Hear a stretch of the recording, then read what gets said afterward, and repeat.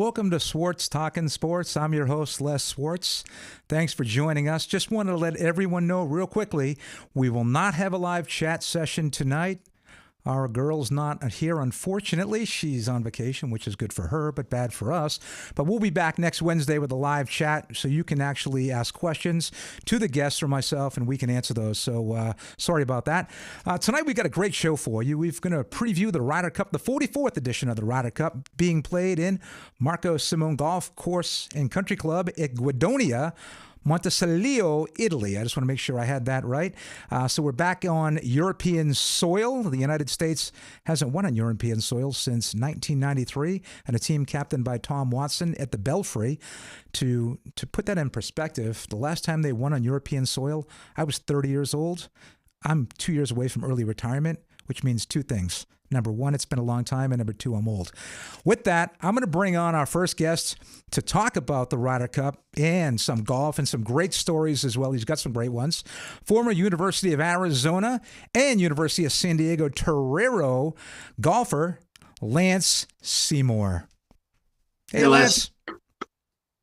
Thanks for having me. First of all, we both are Charger fans. You're rocking the Lance Allworth jersey, who you were named after.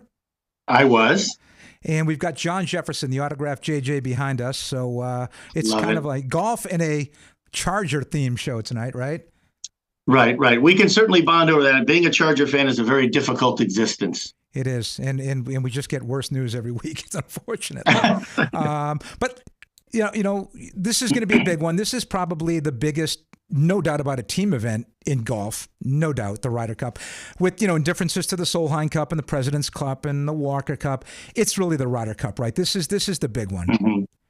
Yes, it absolutely is. And, it's been a long time. I've been personally waiting for a long time for the U.S. team to sort of turn over. We had that era with Phil and Tiger when it just seemed like we should have been dominating, and we were not doing so. In fact, it was quite the opposite. And now we've turned over the team. We've got a young, hungry group, and I can't wait to see what we can do on their soil. Now, before we even get to the rosters, I know you're going to go over kind of the format because, I've been watching this for years and still did not understand what, the difference of four ball and foursome was, and you're going to explain that to us. But like you just mentioned, we've had guys like Tiger Woods and Phil Mickelson. We've had a team loaded with top 10 and top 15 talent against the Europeans before, and they've just blasted us. Why do you think is the reason why, for some unknown reason, we have the individual talent per world rankings, but we just can't beat these guys in Europe? If you Right. They even beat us here a number of times. Right. If you play team golf, losing and winning is contagious, and it just sort of seems to infect the group. Like when I've been part of teams, if you get a birdie run going and everybody's high-fiving and having a good time, it's infectious. Other people start making putts, hitting good shots. Now, the exact opposite is the case. If you send your stud out there, Tiger Woods, the all-time great player, and he's getting whipped in the first match, pressure begins to filter down the team. And it just seems to be a contagion that you can't stop. And Europe had the opposite. They're the underdogs. They're playing loose. They got Sergio, and they had their Spaniard teams with Ballesteros and Sergio and Olazabal, and they just seem to find these pairings that bring energy across the board. And we never had that. For us, it seemed to feel like pressure. Like you just didn't want to lose. You didn't want to be the guy that blew it. And it seemed to infect everyone. And from what they all say, the ones who play in this thing, they're saying that this is more pressure-packed than even a major going down the stretch. They feel more pressure on the first tee or to make a 10 or 15-foot putt to save par or make that birdie to win or have the hole than they do when they're playing like on a Sunday on the last two holes of a tournament. Yeah, it absolutely is. I mean, imagine you're playing in an event with all your friends and you guys divided into teams, and it comes down to that last day and you're the guy that's got to make the 5-footer to determine whether you're going to win or lose. That's a lot harder than the $20 or $30 you might have in an individual match. And in their case, millions. Right. But they can handle the money. They can handle dealing with golf as a game of failure. It's how you handle it. But when you're playing for the flag, and the respect of the whole PGA Tour and fans all over the world. It's a tough.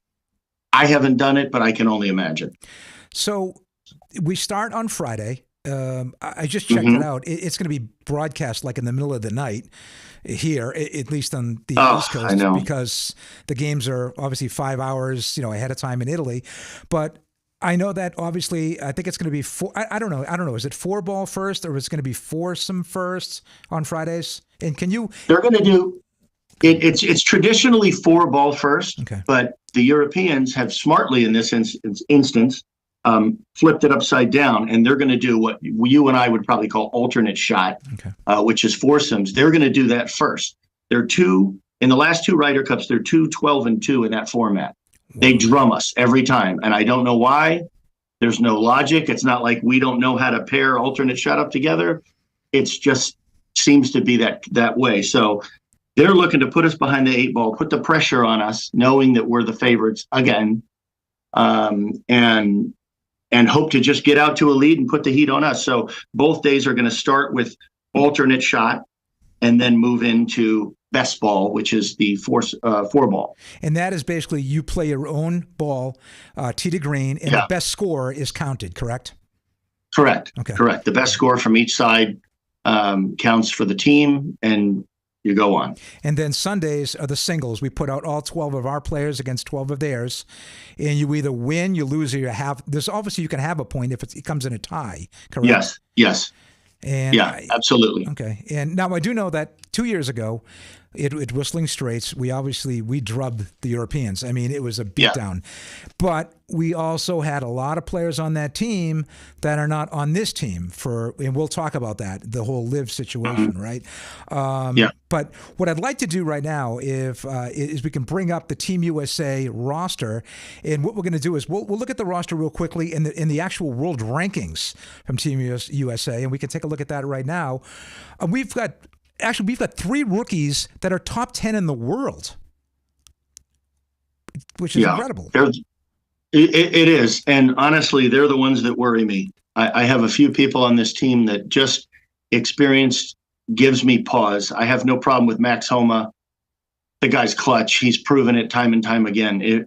My opinion, these guys have played great, but if you go to their finishes, Brian Harman, Wyndon Clark, they had hot stretches where they defied all their career averages and then started finishing 25th, 30th, 50th in all the tournaments again, still making good paychecks. Mm-hmm.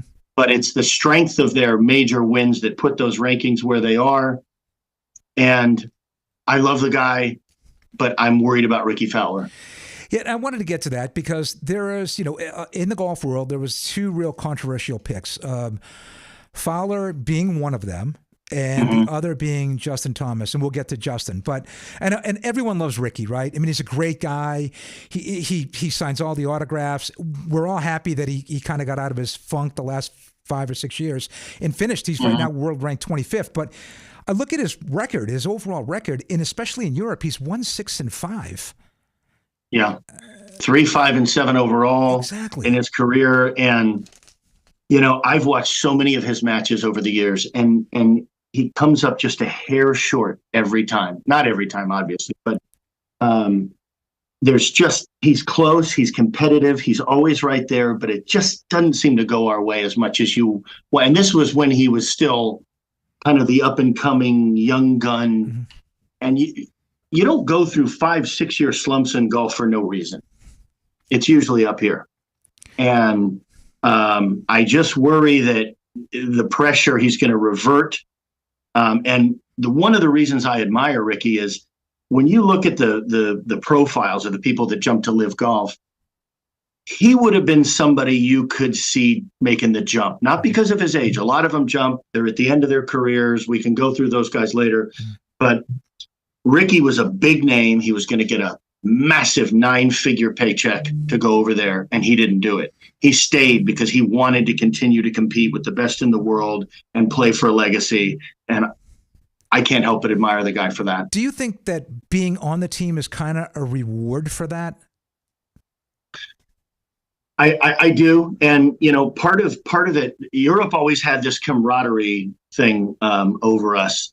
And part of it is he's part of that glue, that Jordan Spieth, Justin Thomas, all these guys grew up together playing golf. They've known each other since grade school, junior golf, high school golf, college golf.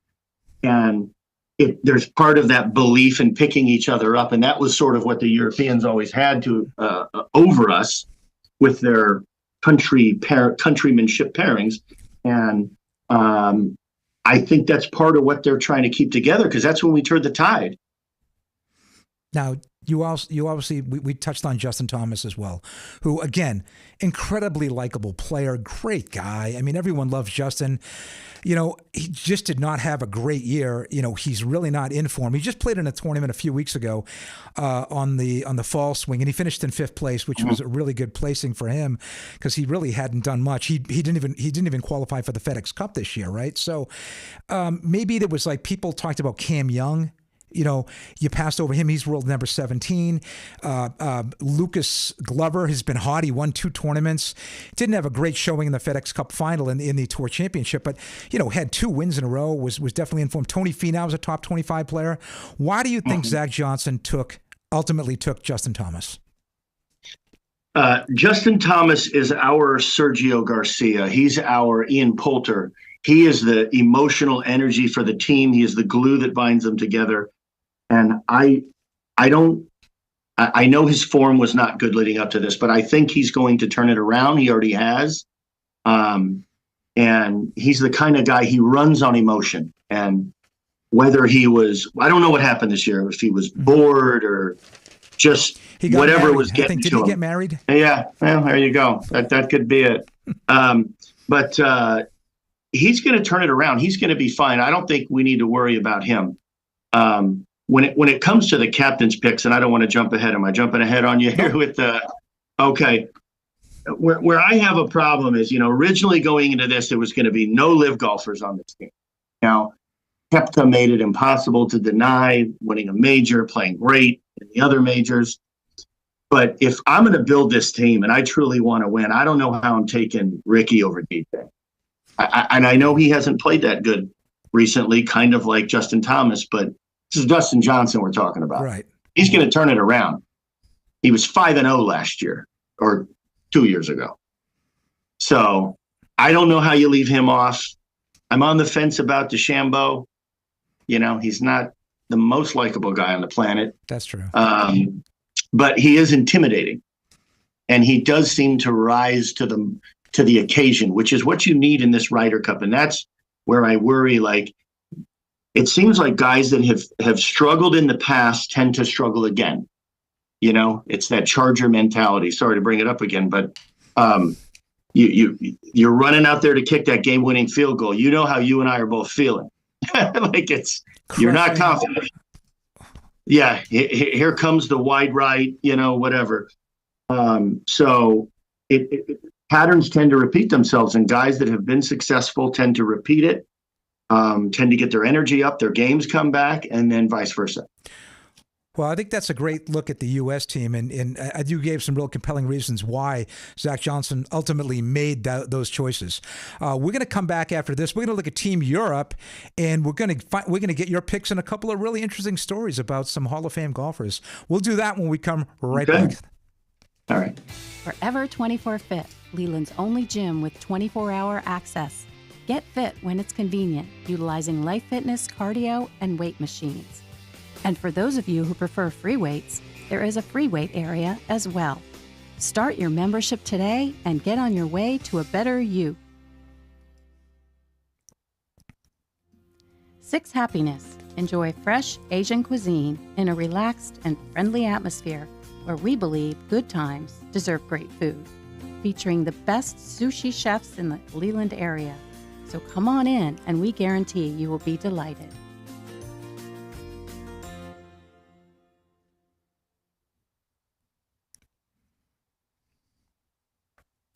Welcome back to Swartz Talkin Sports. I'm Les Swartz, joined by Lance Seymour, talking a little Ryder Cup. We kind of handicapped the U.S. side. Now let's go to the home team, which is actually Europe, playing in Europe this time. This is Team Europe. And why don't we take a look at Team Europe's roster here, Lance, and maybe you can I'll tell you one thing. They got the hottest golfer in the world in Victor Hovland, that's for sure. Right, right. To me, the 100-pound beast there is John Rahm. He's just an assassin. I don't know how you're going to. And the other thing that Europe does different than the United States, we always seem to have more feelings about playing time than Europe. I would bet you that there's a few players on this squad, Hogegaard, McIntyre, they're probably going to play 2 matches and be done. They're going to play singles and they'll sneak one in, see how they do. They're not afraid to run McIlroy, Rahm, Hovland, Fleetwood. I don't. He's ranked 15th, but I'm telling you, he's look out. Even Justin Rose, he's another one of these guys I was talking about on the U.S. side where he's fearless. He doesn't care. He's already made his bones. He's gonna be a problem. Sepp Straka, not a name a lot of people know, but if you follow PGA Tour leaderboards, he always seems to be around there. True. He's had a very good year. Yeah, and then even before we got on air, you and I had talked about Adberg, and this kid is as good as anybody out there. And I've seen the pattern before. They're going to pair him with a Rory or a Rahm to build his confidence up because he's going to feel like he's got that Teflon jacket around him, and in a 4-ball match, even if he struggles a bit, if you got John Rahm on the other side, you're feeling okay. And I think he's going to surprise some people. And I'm not worried. Another thing on the U.S. side, a lot of people talking about Scotty Scheffler's putter. He'll be fine. The guy knows how to win. I'll tell you one thing. They can all strike the golf ball, obviously, but Scheffler is like unbelievable. He's got to be the best ball striker in the world. Now, you brought up Ludvig Åberg from Sweden, and I think he finished number 1 in the PGA Tour school or something this year. He's only played in like 1 or 2 tournaments in his whole career. He's 22, I think, 21 or 22 years old.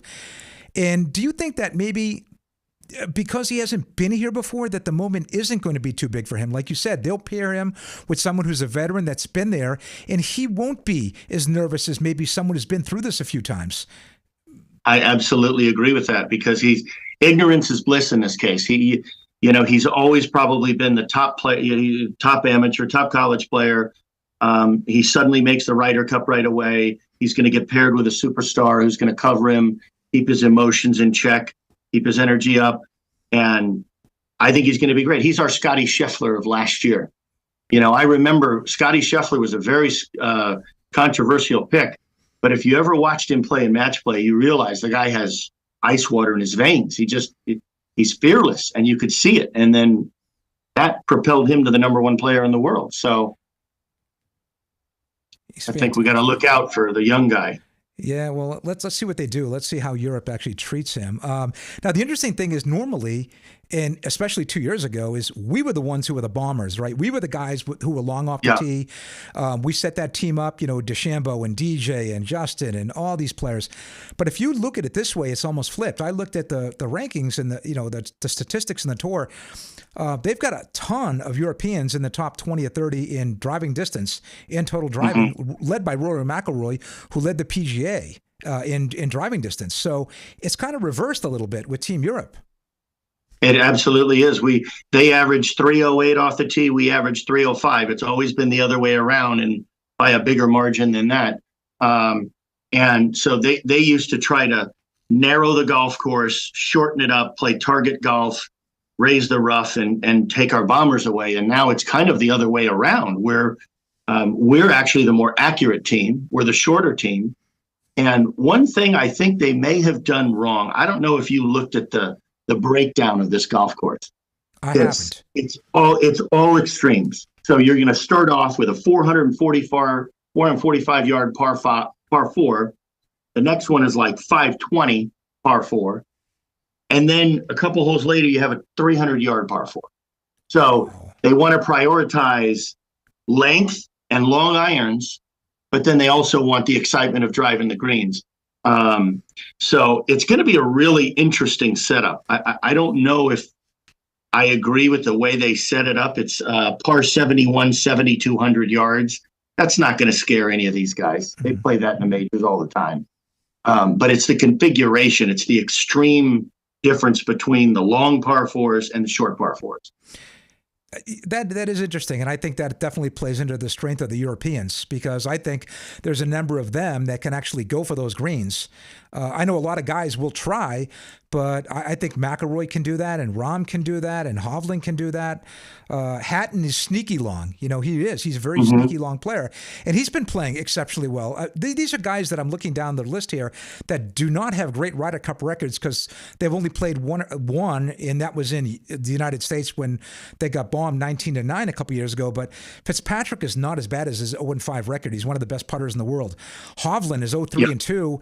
He's on fire right now, just winning the FedEx Cup, and his short game is like now world class, where it was maybe a weakness before.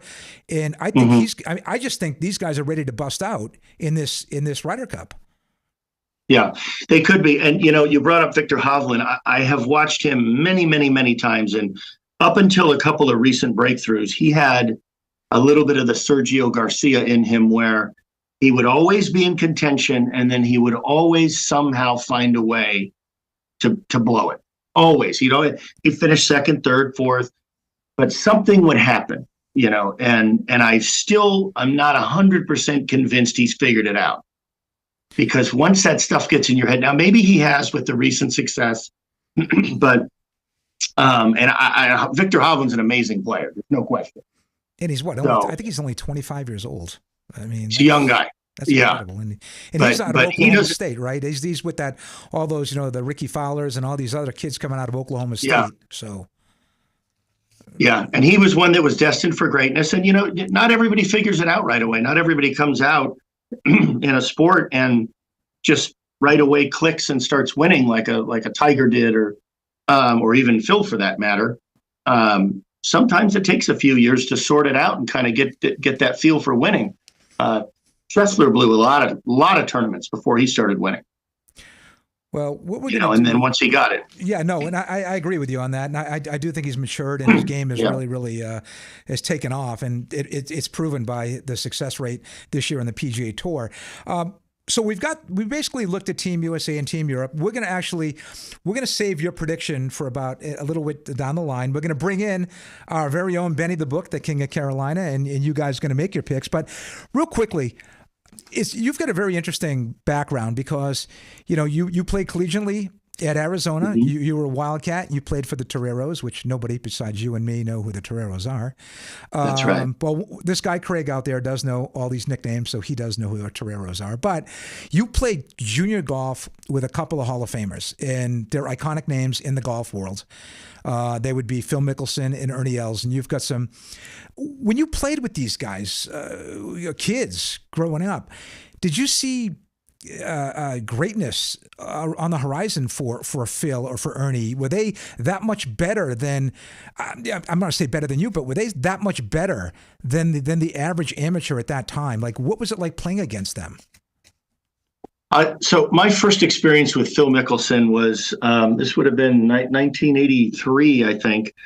I was 13 and I qualified for this tournament called the Union Tribune here in San Diego. And it was a course that I hated. I mean, I really hated this golf course. So I go out, I finished the round, and I didn't know who Phil was. I finished the round and I had shot 84 that day. So I was pretty happy with myself at 13 on a course that I don't like. And then my dad and I run up to the scoreboard and we're looking up and down the names and we see 68. And we're like, oh, that's got to be a typo. It's got to be 86. I mean, who's Phil Mickelson? And that was my first kind of taste of what was coming for many, many years afterwards. Wow. And then it continued on into high school golf. Although our teams usually beat his teams. His teams didn't have the depth that we did.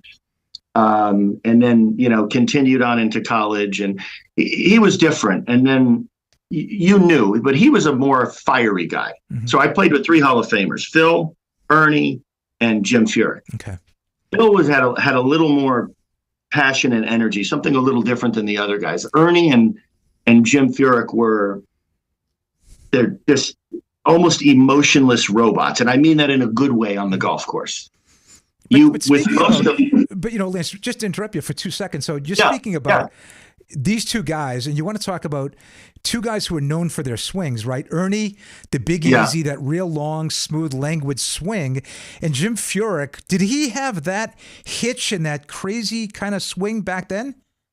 Oh, he did. And I didn't know who he was. And when I realized it was actually, he transferred to University of Arizona and took one more spot. That was kind of why I left Arizona. I just couldn't keep battling. Only 5 guys get to go in college golf. Mm-hmm.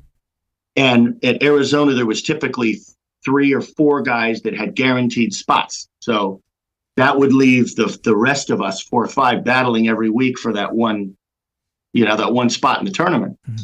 And I just got, after a few years, I'm like, I got to go somewhere. I'm getting splinters in my butt here. I got to get in the tournament and start playing. So that was why I transferred. But to your point, I remember the first time I saw him on the driving range, and they said, oh, this big name guy transferred in from like a junior college in Pennsylvania. And I see this flying elbow, and you're like, him? That guy? And little did I know at the time that he would be one of the greats. I mean, he's had, like you said, a Hall of Fame, all 3 of them Hall of Fame careers. Phil, obviously, there's some things going on. Obviously, Phil's been in the news a lot in the last couple of years with the whole live, and now there's a book coming out, and it's going to say a lot of things. Whether or not it's true or not, I don't know. I mean, I'm sure the guy's probably, trying to sell books, so some of it might be true, some of it not. I hope not, for his sake, because he just seems like a really good guy. I've always liked watching him play. He's pretty accessible with the media. The fans love him. I mean, he's like a second son in the state of New York. Every time he goes there, they love him. So I hope it all works out for Phil. I really do. And things like that. But you've got another interesting, I want to tell a quick story of, Phil, and you actually were there the night that Phil met his wife now, Amy, at that time back in the day. So why don't you maybe a quick story about how that actually happened and the connections and all that stuff? Sure. So I once I was at Arizona, a best friend on my high school golf team, Keith Stabarbaro, was on the Arizona State team with Phil. And at the time, my sister, who was a supermodel, was dating Axl Rose. So they gave me these carte blanche passes to backstage, all the parties that nobody gets to go to with the band, the whole business, right? And I just followed them around for a bit, and they went to the Phoenix area. And so I called Keith. Keith said, Phil wants to go. So we jumped in a limo. And the night before, there was like these flash floods they get in Arizona. A couple of bridges had wiped out. So we get stuck in biblical traffic. You're not getting anywhere close to this raceway. And we finally, and it's hot, we have to get out of the car, out of the limo, and run to the concert because we're going to miss the whole thing. So we ended up getting there, watching the concert, and then it took us a half a day to get out. Wow. And that next morning was when Phil met his wife in the parking lot, hungover, tired, sweating, a total mess, and we were all frustrated. So it was quite an event. And they're still married, and they've been through a lot. They've been through a lot too. I mean, she had the breast cancer back in the day, and I don't know, it was 10, 15 years ago or something like that. So again, it's kind of a soft spot. I really root and I pull for Phil.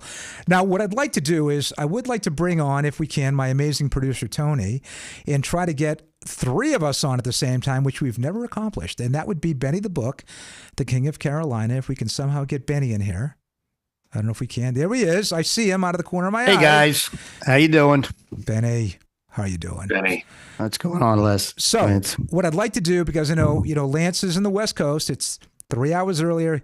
He does have prior commitments, and we want to thank him, obviously, for making time for us.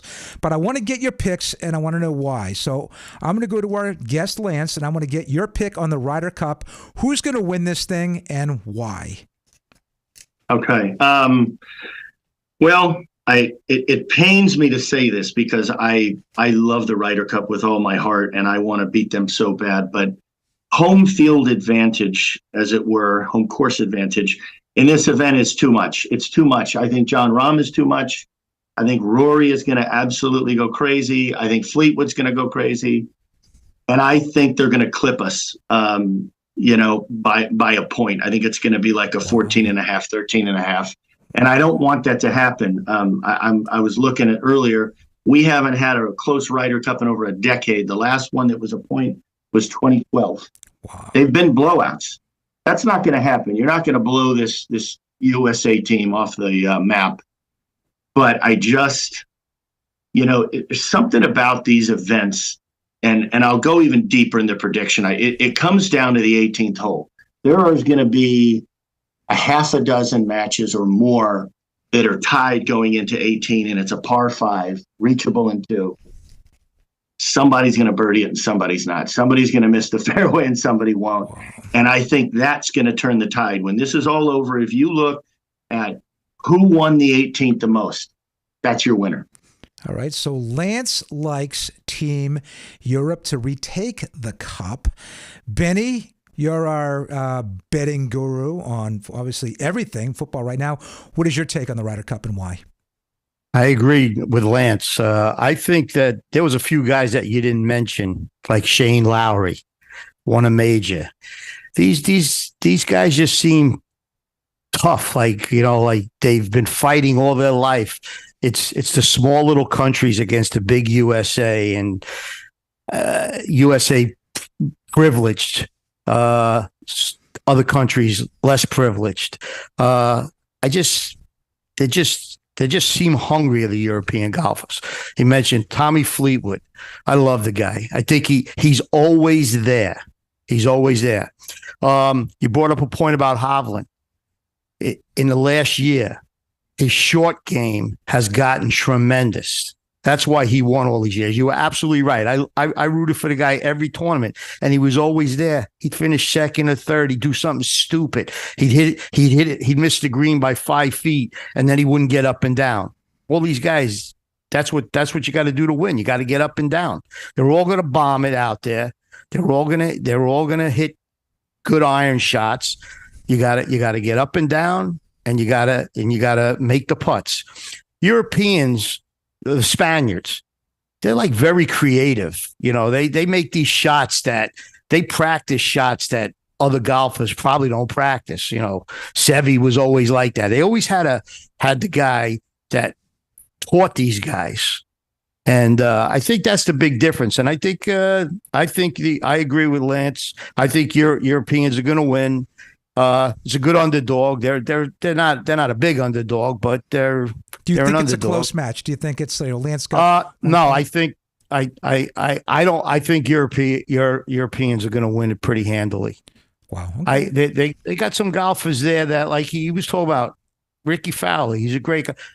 They got some of the best U.S. golfers left off the team. Yeah. Because of the live situation, and I just looked, and even a guy like Lowry, Fitzpatrick, these are some of the best golfers in the world, and they're at the bottom of the European list. Right. Like he said, you got Rahm, you got Rory, you got some big Hovland, the 3 of the best golfers in the world, and then they got these other guys, Fleetwood and Lowry, that are always there.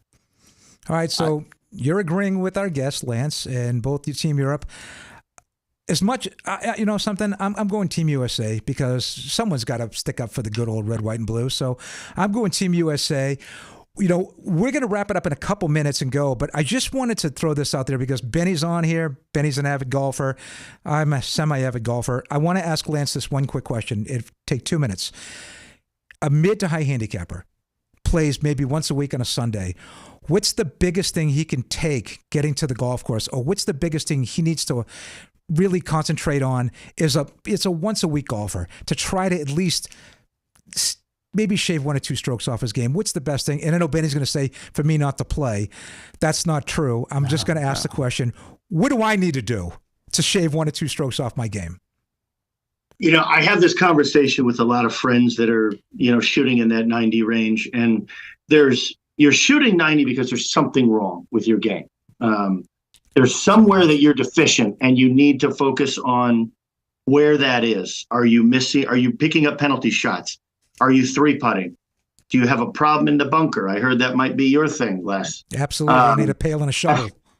So Benny's going to laugh. Okay. But yeah. So you got to figure it out. You got to figure it out. It's one way or another, because bunkers are not going away.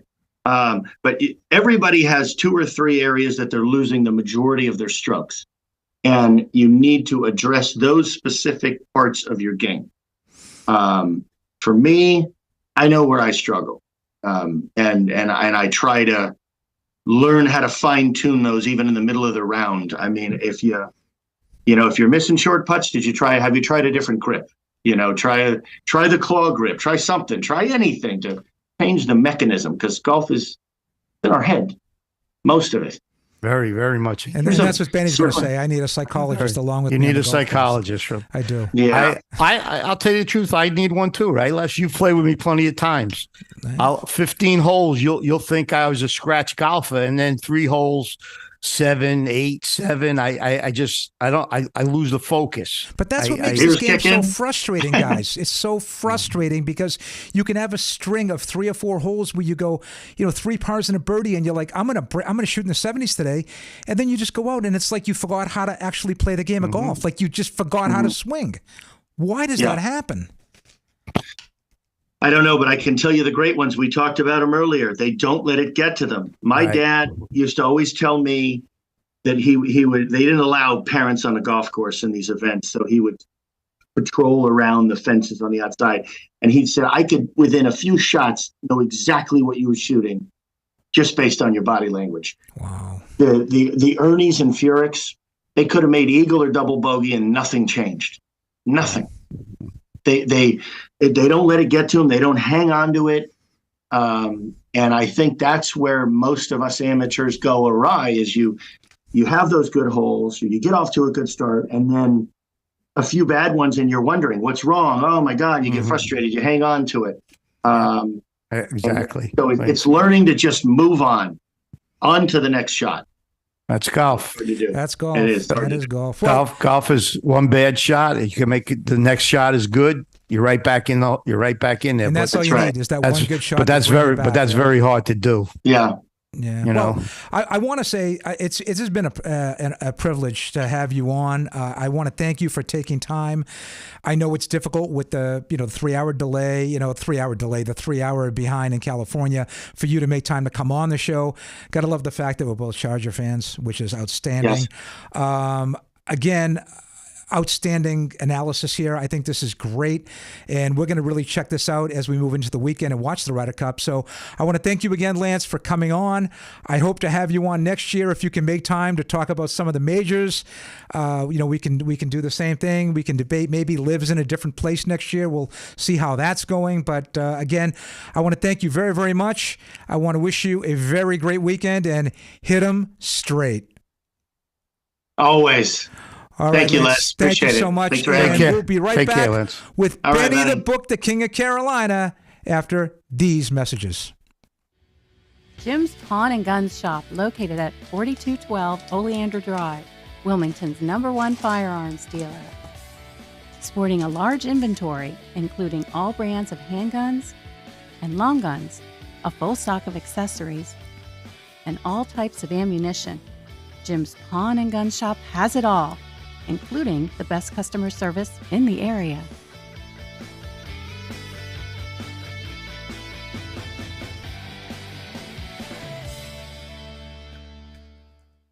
Before the lights go out, call Wilmington Generators. We offer the lowest price and a 10-year warranty for all Briggs & Stratton installations. Are we allowed to Briggs talk, & Stratton powers more of your home for less money. No, call I don't for a think free so. quote. Wilmington Generators. We play I with normally power.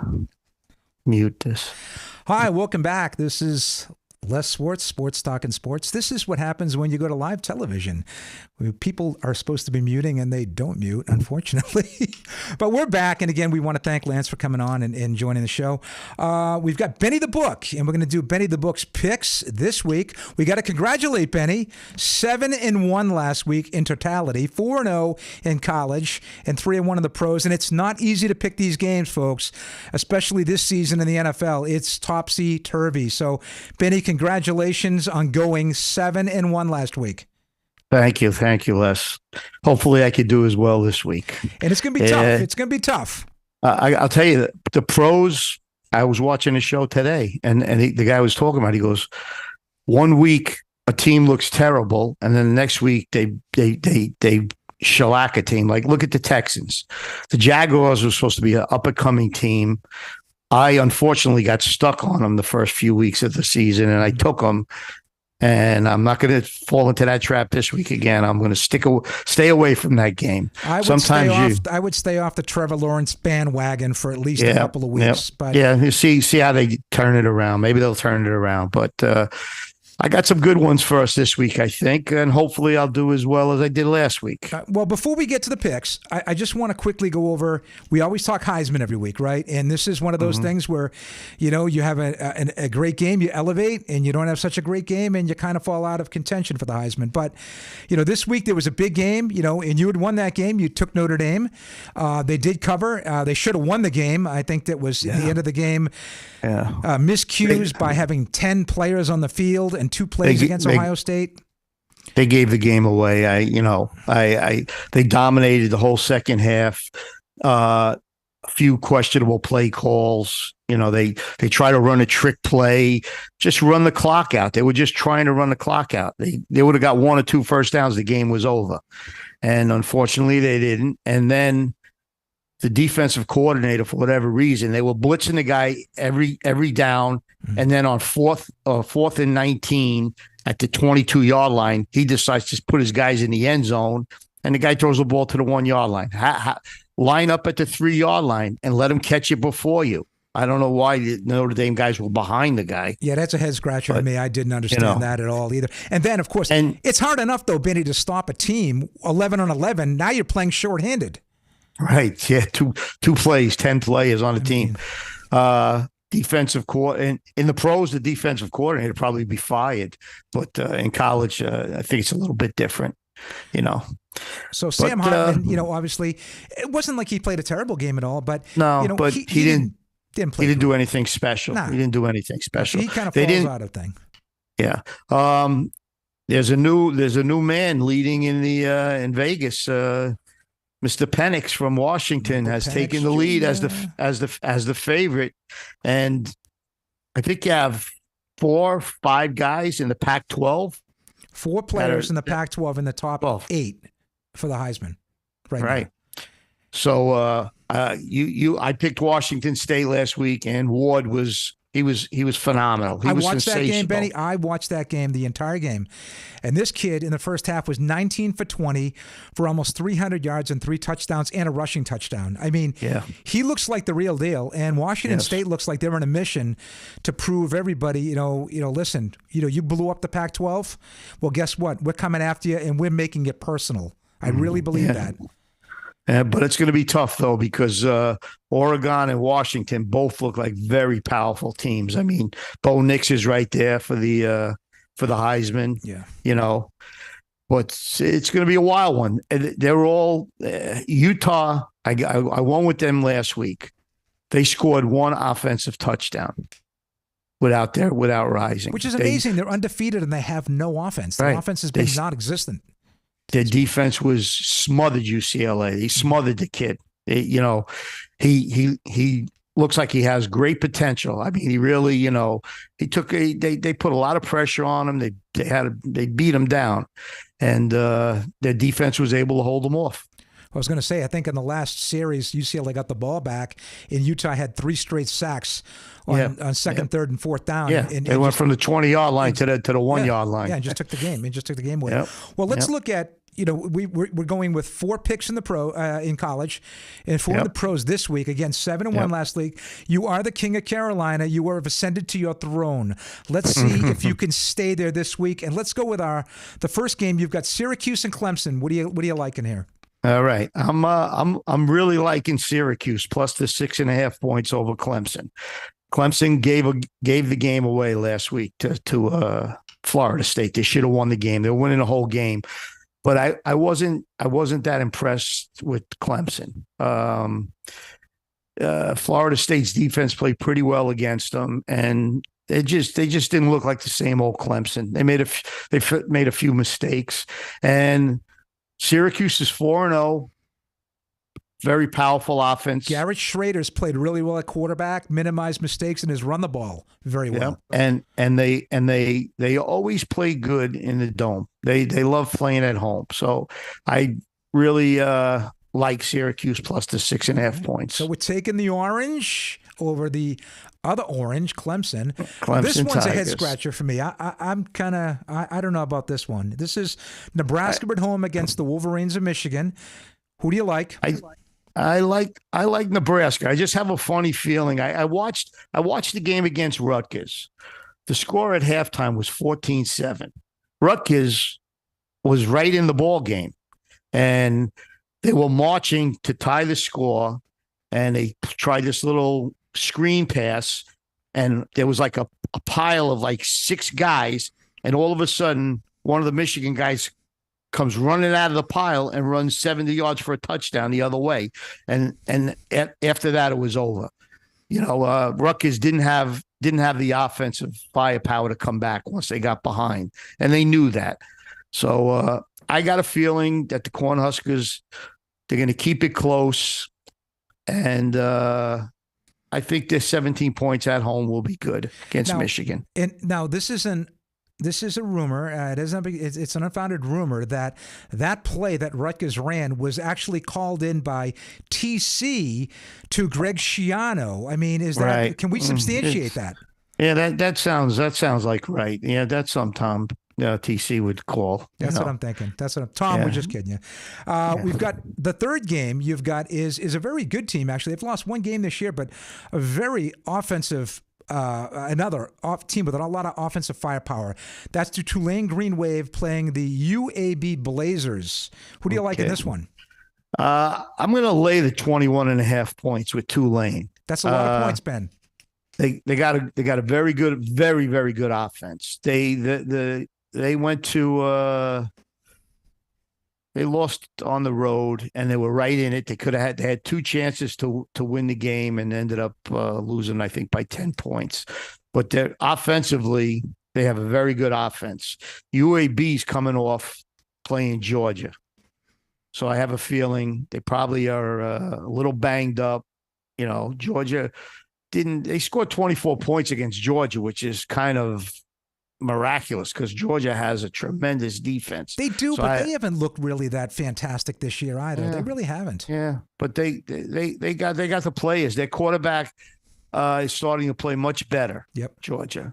He's starting to fill it in there. So if he plays long with that defense, they could beat anybody. That's true. But I got a feeling UAB had a tough game last week, coming off Georgia.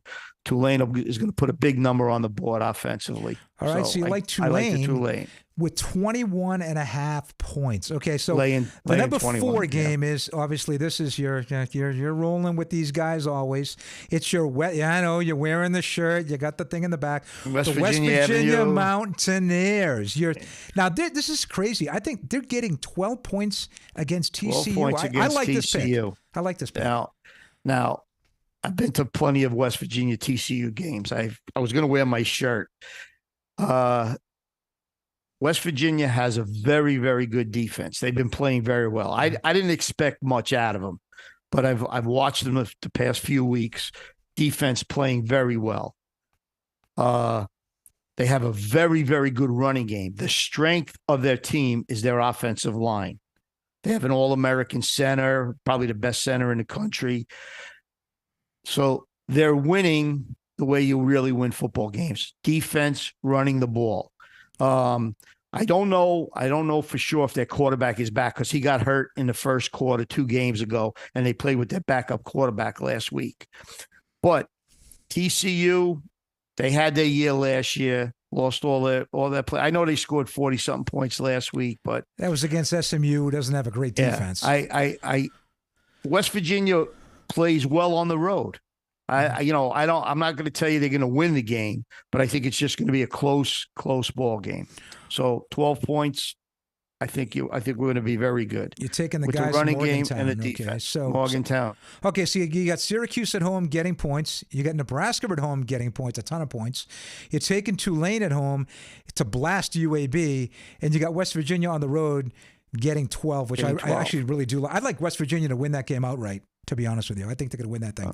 They could. I got a bonus game for you to just watch because who are we looking in your bonus pick here? I looked through all the games. Air Force is laying 10.5 at home to San Diego State. Playing they're undefeated right now. They're undefeated. Falcons. Very, very good offense. I think they almost shut out. I think they won 13-3 last year at San Diego State. Mm-hmm. So I have a feeling that they're going to put a big number on there. So I could see them easily winning the game by 2 touchdowns. All right. So that's the books. Just keep an eye on that. I always watch the service academies, Ben. So that's the bonus pick, Air Force. Now we're going to look at the NFL. And you and I talk about this. It is so difficult to pick these games early on. I mean, there's games that don't make any sense. How does Houston win by 20 at Jacksonville? How do the Cowboys, after giving up 10 points total in 2 games, give up 28 to a team that doesn't even have their quarterback, right? Josh Dobbs is starting for the Arizona Cardinals. You just don't know in the How did the Miami Dolphins score 70 points in a football game? Against Denver's 70. Looking really, really sad. There's some really bad looking teams this year. The Chicago Bears are horrible. They're a mess. They're dissension in the team. Who's talking about they're not letting me play right? It's a real mess there. Yeah. But do you think he's going to be gone? My prediction is by week 8. If they don't turn this around this week and beat Denver, Eberflus and his coaching staff, they're gone by week 8. No doubt about it. Yeah, I would think so because they already got rid of the defensive coordinator. I think a week ago. Yeah, there was some crazy things going on about the FBI. I don't know what happened there, but it's a crazy NFL. And what I was listening to a professional athlete on one of the shows on TV just today, and somebody said to him, "Well, they were talking about how does this happen?" He says, "You got to realize these are the best athletes." He goes, "It's very small things could change any team could beat any team." And he also mentioned the fact, you know how like some teams used to say, the USC squad could beat the worst team. He goes, no way.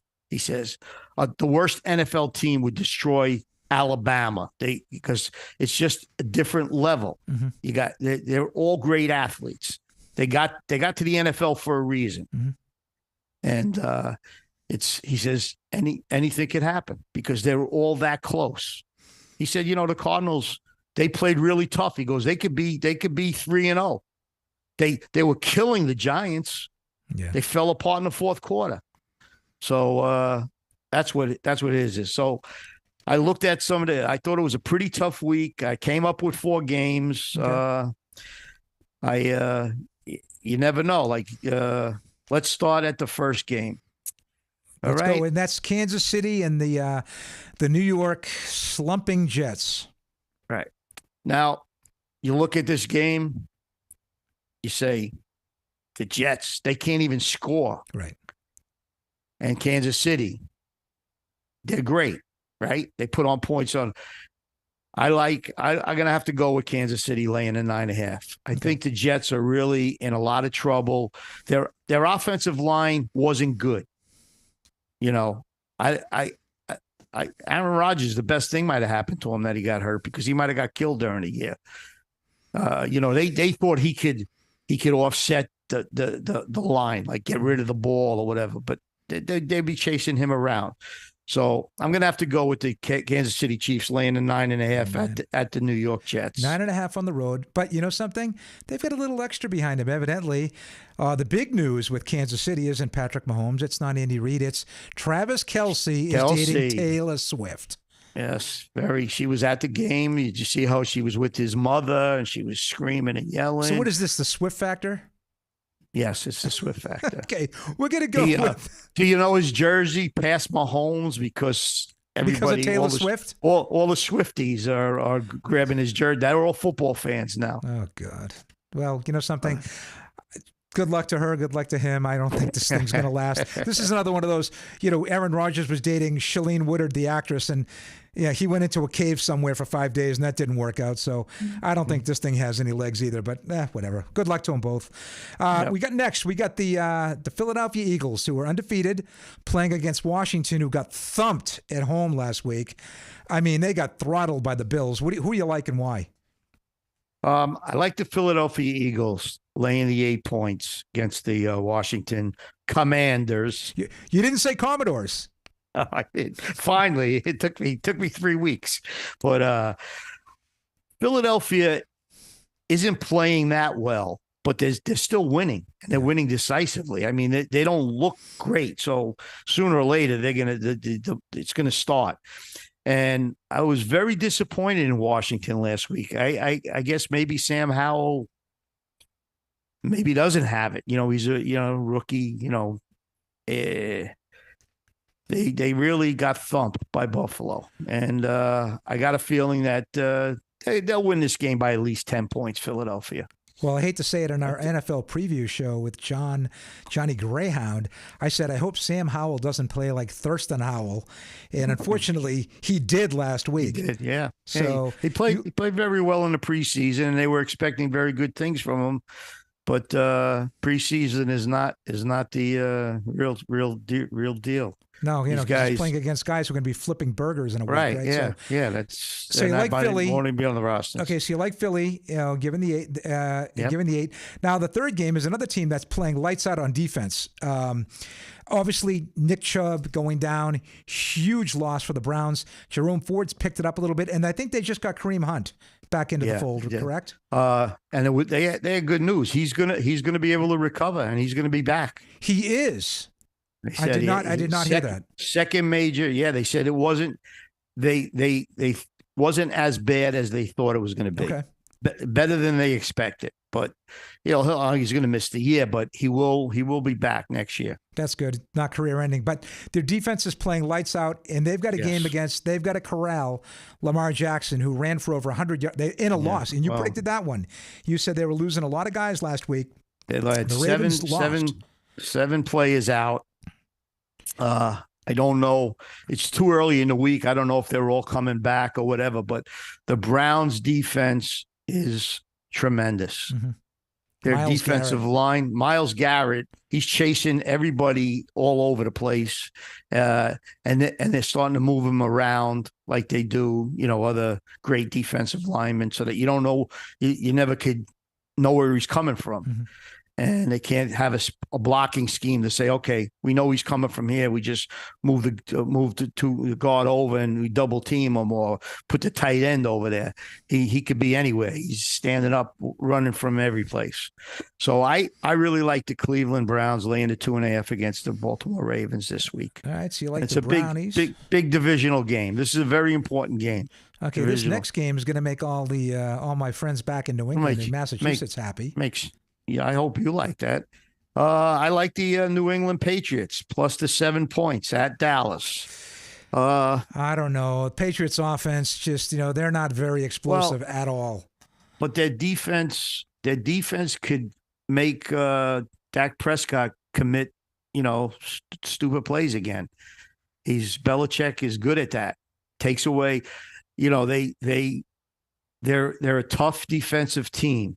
And that's what the Cardinals did to him. They pushed him around, and I'm not saying that the Patriots are going to go win the game. Mm-hmm. I mean, they beat the Jets. They only scored 15 points, at New York. And I think 10 of them were the defense didn't even account for. It was the offense that gave them the points.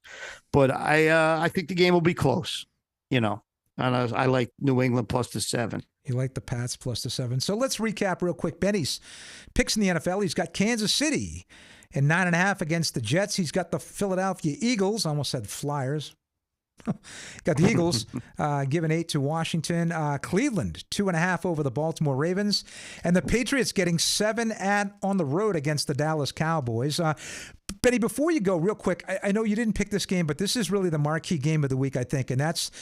We're going to find out a lot about the Miami Dolphins. They're 3-0. Like I said, they just put up the third most points in the history of the NFL. If they had gone for it to kick a field goal, they were at the 24-yard line at the end of the game, and McDaniel decided to just take a knee and not rub it in. But they could have tied it. Now they're playing at Buffalo. Big AFC Eastern, rivalry, big game. Buffalo's coming off, like you just said, Washington. They sacked Sam Howell 7 times last week. Almost pitched a shutout. Who do you think's going to win this game? Oh, a real tough one. I know. I would tend to lean towards the Dolphins. I think the line is 3.5 or 3. I guess you would have to take the 3.5 with the Dolphins. Could be a field goal ending game. Whoever has the ball at the end of the game, because Buffalo will score. Denver's not an offensive juggernaut, so you can't really say that their defense, Miami's defense, haven't really seen much of their defense. But Buffalo's defense the last 2 weeks has played very well. And if he doesn't make any mistakes, I got a feeling it's going to be a last possession game. Well, I'll say one thing. If they can keep Tua Tagovailoa upright, he's got, again, we say this every week, he's got weapons all over the place. But the most impressive thing of the Miami Dolphins last week was not that he threw for over 300 and he threw for some touchdowns. I think he had 4. But it was they ran as a team for over 300 yards. Yeah. The kid from Texas A&M, I don't know how you pronounce it, Achane or whatever, he gained over 200. Mostert had over 100. He had 3 touchdowns. Yeah, 3 touchdowns. That's 2 weeks in a row of that. Their running attack has gained over 200 yards, and this week was over 300. So if they continue to run the ball like they do, that's going to take pressure off of Tagovailoa. You're not going to be able to sit back and just blitz this guy. And with the weapons he has, I'm telling you right now, if they beat Buffalo comfortably, I'm telling you, they're going to be dangerous, Benny. If that running game continues, like you said, the play action pass, it'll create so many openings for Tagovailoa, and they'll keep scoring. I mean, but they didn't even play with Jalen Waddle. Didn't even play. Jalen Waddle, right? Correct. They played without one of their receivers. Incredible. He didn't need to. All right. Well, listen. Good luck to everybody this week. Well, listen. Are you going to be on the throne again next week after going 8-0 this week? Are you going to do an 8-0 this week? I hope so. So don't the people who bet. Well, we appreciate it, Ben. We'll see you. Well, actually, I won't see you on the golf course this week, but we'll see you around. Yeah. We'll see you around the hood. And I want to thank you very much. Have a great rest of the week. We'll be right back with a wrap after this word from our newest sponsor, Millie's Ice Cream. Take care. Millie's Ice Cream Shop, a full-service store in the Waterford Shopping Plaza of Leland, offering an array of tasty treats, including both hard and soft ice cream in a variety of flavors and delectable combinations to appeal to even the discerning palate, assured to put a big smile on everyone's face. Stop by today to enjoy your satisfying experience.